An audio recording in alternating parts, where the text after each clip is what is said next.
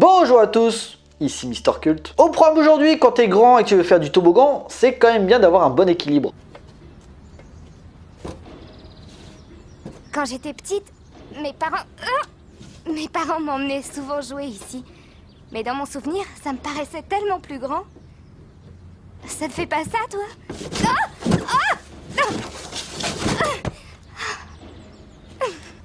Vous êtes prêts? C'est parti pour Jinro, la brigade des loups.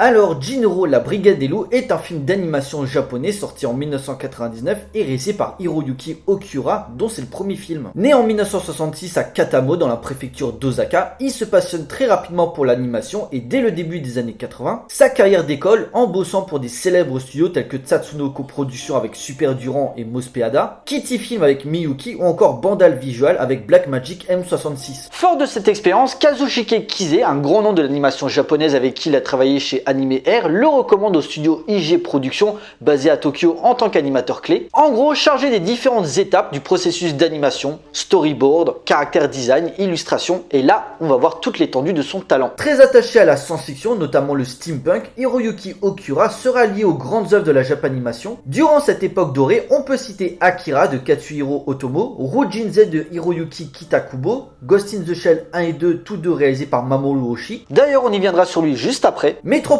de Rintaro ou encore des séries cultes telles que Medabots et surtout Cowboy Bebop. Tout au long de ce beau parcours, Hiroyuki Okura a confirmé les espoirs placés en lui par un sens du détail, notamment les émotions de ses personnages, un soin apporté à ses décors et son univers par une parfaite compréhension de ses références, et surtout, une maîtrise dans les attentes du public pour créer ou avoir été lié à des films sommes qui ont marqué l'inconscient collectif et influencé un grand nombre de futurs créateurs. Un maître, je vous dis. Jinro, quant à lui, est l'adaptation du manga Kerberos Panzer Cop, créé par Mamoru Oshii, je vous avais dit qu'on allait y revenir, illustré de 1988 à 2000. Cependant, le film du jour n'est pas la première transposition à l'écran du matériau d'origine. En effet, Mamoru Oshii, comme Katsuhiro Otomo sur son chef-d'œuvre Akira, décide d'en faire pas une, mais deux adaptations, par contre pas en animation, mais en prise de vue réelle. La première sortie en 1988 sous le titre The Red Spectacle, une uchronie selon laquelle le Japon a été envahi par l'Allemagne nazie, un film violent mais bardé d'une symbolique et d'une mélancolie assez forte, un film très expérimental dans son imagerie mais cohérent dans l'univers sombre et dépressif dépeint à l'écran, alliant réflexion politique et fragilité en l'homme et ses valeurs, une œuvre très inégale dans son traitement et qui laissera clairement aussi bien les fans que les novices dans un entre-deux. Et la deuxième en 1991, Stray Dogs, pseudo-suite au film précédent, avec cette fois une quête de vengeance d'un soldat de la Panzer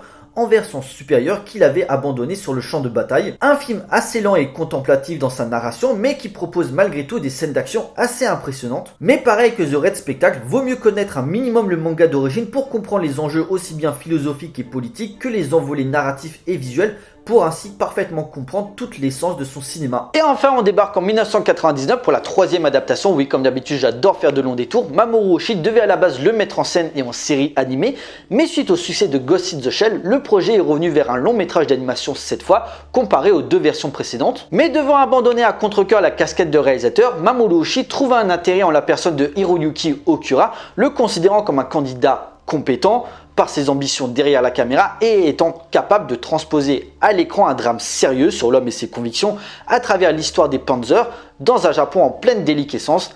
Ainsi sort Jinro, la brigade des loups. L'histoire dans un Tokyo uchronique des années 50, pour répondre à des émeutes de plus en plus violentes, le gouvernement a créé une police paramilitaire appelée la POSEM, composée de Panzer, une troupe de choc en armure lourdement armée et dotée de lunettes spéciales n'ayant plus rien d'humain. Une nuit, lors d'affrontements entre les forces de police et les manifestants, les Panzers sont chargés d'une opération d'élimination dans les égouts de la ville contre des extrémistes connus sous le nom de la secte. Cependant, durant la poursuite, le jeune brigadier Kazuki Fusé se refuse à tuer une jeune fille porteuse d'une bombe. L'engin explose et l'adolescente meurt sous ses yeux. Marqué par cet événement, Fusé fait la rencontre de la sœur aînée de la victime, mais il s'avère que ce moment n'était pas dû au hasard. À travers un changement d'une reconstitution historique, Jinro dépeint une histoire où, via une mission militaire de routine qui tourne mal, les envolées narratives nous scotchent dans des enjeux ne relevant pas spécialement de la pure fiction, mais donnant l'impression qu'un tel scénario, au vu de la situation actuelle, pourrait s'avérer réel. Une remise en question permanente d'un militaire positionné dans un entre-deux entre ses supérieurs et cette mystérieuse femme auquel se noue une touchante relation,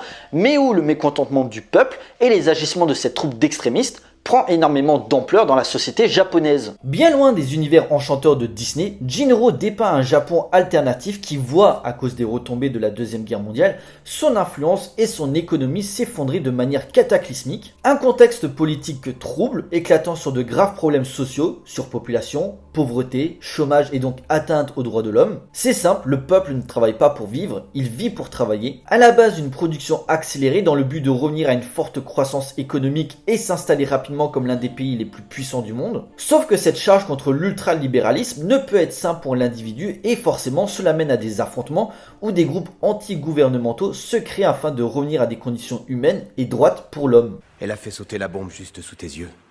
J'imagine très bien ce que tu dois ressentir, tu sais. Et tu n'as pas à te sentir responsable de sa mort, c'est comme ça. Il n'y avait rien d'autre à faire. Tous ces terroristes ont leur propre logique. Elle est parfaitement cohérente, même si elle nous échappe. C'est elle qui les pousse à commettre des crimes, à tuer, et quand il n'y a pas d'autre issue, parfois à se suicider.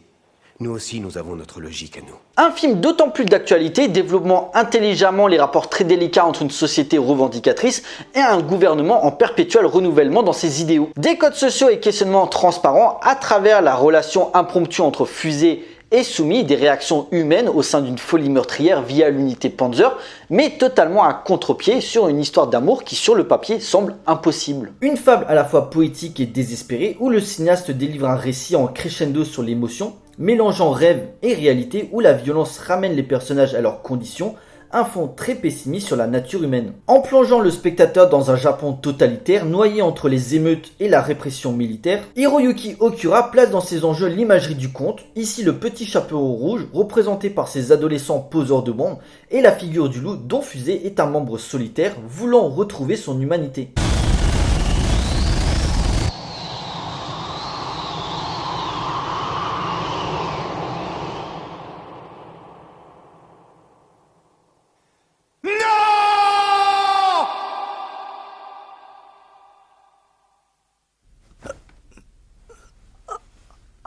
D'un côté, les rebelles, loin de toute forme de pacifisme et prônant une violence extrême à coups de cocktail Molotov, affrontement avec la police et donc attentat à la bombe par des enfants, symbolisant la pureté et ne pouvant être considéré comme un terroriste ou un ennemi de la nation. Et de l'autre côté, l'unité Panzer, ces soldats aux armures démoniaques n'ayant plus rien d'humain et n'hésitant pas à tuer quiconque est contre le système. À cela, Fusée tient de l'exception, ayant refusé de tuer cette jeune fille dans les égouts. Le film traite de sa psychologie, traumatisée par ce suicide sous ses yeux, un comportement n'étant pas dans les plans de ses supérieurs, qui pour eux sont formés à être lobotomisés contre tout respect envers la vie et l'humanité, des loups n'ayant aucune pitié, s'adonnant à un rapport organique de l'homme avec la machine. En cela, Jinro peut s'apparenter comme le frère spirituel de Ghost in the Shell. Hiroyuki Okura mettant en avant la portée philosophico-politique que Mamoru Oshii avait développée dans l'œuvre d'origine, épuré dans son esthétique et son rythme, appuyant la métaphore glaçante de cette société en déliquescence où la notion du bien et du mal devient floue.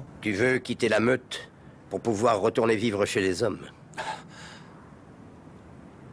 Sache que, même vêtu d'une peau d'homme, et vivant chaque jour en leur compagnie, il n'y a rien à faire. Un loup reste un loup. Pourtant, il ne s'agit pas de fustiger tel ou tel mode de pensée, de savoir quel camp est le bon et lequel ne l'est pas, voire de cristalliser un message antimilitariste. Non, ces thèmes sont présents, mais délimités par l'histoire d'un homme, d'une femme, mais surtout d'un complot. Car passé l'ouverture et ce drame déclencheur du récit, Jinro se consacre ensuite à l'histoire de Fusée et de la conspiration qui se prépare en interne. Une fois éclatée au grand jour, la dernière partie laisse éclater notre inconscient jusqu'à cette séquence finale bouleversante, laissant le choix au spectateur sur les multiples enjeux qui se créent. Car ce qui fait la force dans la mise en scène de Hiroyuki Okura, c'est comment par son imagerie, il réussit à caractériser à l'écran la mer rendue des événements. Personnages peu expressifs, dialogues courts, décors ternes, égouts, décharges, bâtiments détruits, mise à mort, les meurtres sont très forts graphiquement parlant, sans oublier cette étrange relation entre ces deux êtres désincarnés dans leurs idéaux et prêts à accepter cette inévitable fatalité dans ce monde qui se détruit à petit feu.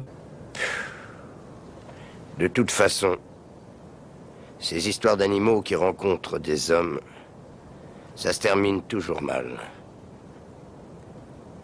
Les animaux ont leur histoire à eux. Il ne faut pas les mélanger avec les humains. Un récit complexe, aux multiples niveaux de lecture, assez déstabilisant pour les plus jeunes, démontrant que non, l'animation n'est pas réservée qu'aux enfants, déjà accentué ici par une véritable boucherie dans les scènes d'action et ses effusions de sang, ramenant les individus du film aux pulsions primaires, n'ayant aucune échappatoire dans une liberté qui leur est interdite. Une ambiance glauque et froide dans ses cadres, dénuée d'espoir, où chaque signifiant dans les couleurs enlève tout nihilisme dans son dessin, un réalisme impressionnant et doté d'une beauté plastique à couper le souffle avec ses plans et son esthétique qui, plus de 20 ans après sa sortie, vieillissent encore très bien. Mais invitant à faire un bond dans le temps durant cette terrible époque d'après-guerre où l'individu est réduit au second plan derrière la rentabilité, la productivité et la croissance. Un drame profondément sombre et sanglant où la musique mélancolique apporte une profondeur dans sa dramaturgie avec une narration un peu trop brusque pour les non-initiés à l'animation japonaise. Reste que ce Jinro reste une œuvre indispensable pour tout fan d'animation qui se respecte, brassant des thèmes forts et disposant d'une certaine aura auprès des cinéphiles. Un film qui s'inscrit encore aujourd'hui dans l'air du temps et s'impose à marquer au fil des années l'inconscient collectif. On ne peut pas en dire autant de son récent remake live. En effet, en 2018, le cinéaste coréen Kim Ji-woon, talentueux réalisateur du Bon, la Brute et le Cinglé ou encore J'ai rencontré le diable, en propose sa version sur grand écran, disponible chez nous sur Netflix. Hélas, le film sera un échec commercial et recevra des critiques mitigées, la faute à de grosses longueurs, le film dure presque 2h30, alliant plus gros spectacle hors de propos, caractère design des personnages ultra kitsch et surtout un gros manque d'émotion. Certes, situer l'histoire en Corée plutôt qu'au Japon n'est pas une mauvaise idée sur le papier avec cette idéologie et cette économie se refermant sur elle-même et ses habitants, encore faudrait que le discours politique soit à la hauteur des thématiques. Un film qui ressemble plus aux dystopies sombres sorties récemment telles que Blade Runner 2049 ou encore Alita Battle Angel, mais certainement pas au film original. Dommage car tout n'est pas mauvais et ça avait du potentiel. Quelles sont les consignes élémentaires concernant l'armure? Bon, vas-y toi, je t'écoute. Règle numéro 1. Il faut commencer par repérer les angles morts dus au champ de vision de l'armure afin de nous protéger mutuellement et d'atteindre ainsi notre efficacité optimale. Si tu le sais, pourquoi tu ne le fais pas? Messieurs, dames, il est l'heure de conclure. Passionnant film d'espionnage déviant sur différents genres à la symbolique forte, Jinro est un brûlot glaçant sur la condition humaine, la corruption des hautes sphères et des questionnements sombres sur le devenir du monde. Disposant d'une richesse visuelle et narrative choc et rarement vue, Hiroyuki Okura a parfaitement compris l'essence même du travail de Mamoru Oshii pour créer une œuvre intemporelle s'imposant avec Akira, Ghost in the Shell, Paprika ou encore Nausicaa comme un classique instantané de la Japanimation. Que ce soit pour la beauté de cette animation traditionnelle, sa magnifique photographie et comment le cinéaste met en image une véritable expérience narrative intense où l'homme ne peut quitter sa vraie nature. Jinro confirme le talent des deux têtes pensantes derrière le projet, Hiroyuki Okura et Mamoru Oshii, pour créer un grand film qui résiste très bien aux affres du temps, mais également une excellente adaptation par une maîtrise du langage cinématographique pour réussir à transposer fidèlement le manga d'origine en figure majeure de l'animation japonaise. Jinro, la Brigade des Loups est un film culte à découvrir d'urgence.